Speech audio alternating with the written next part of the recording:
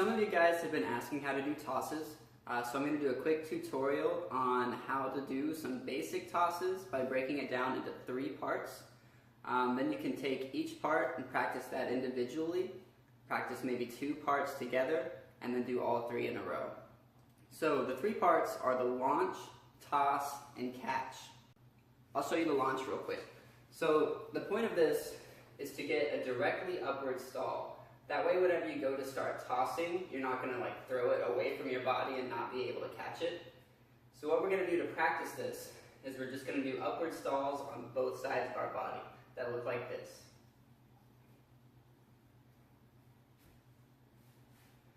So it just stalls at the top, comes down, stalls at the top on the other side, making a big U with the wand, right? So whenever it gets here is whenever we start part 2, the toss. Now it's really important to separate these 2 movements in your mind. A lot of people will try to launch and toss at the same time, and it does something like that, because they're not separating the movements in their mind. So what we're going to do is we're going to launch first, and it's going to get up here. Then what we're going to do whenever it gets up there is we're going to throw the handle around.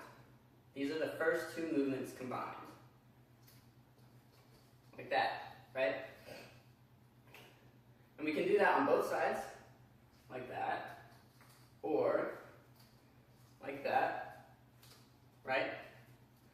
And we can do it in any direction that we want to throw the handle. We can do it on the wall plane. We can do it on wheel plane. We can do it on ceiling or floor or whatever plane you want to call that, where it goes horizontally around the wand. The only caution I have for that is that whenever you do it in a vertical plane, I'm actually going to turn this plane, whenever I'm throwing it like this, let's look at it from this direction, right? So what's happening here is I'm not throwing it perfectly vertically, because if I did, it would come in contact with the wand. So what I'm doing is I'm throwing it at just a bit of tilt to make sure that it can make it all the way around and catch it on the other side. And that looks like this whenever it's on the correct plane facing you. So third part is the catch.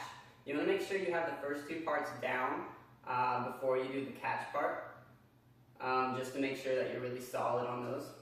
So the goal of the catch is simply to anticipate where the handle is going to land whenever it comes back around.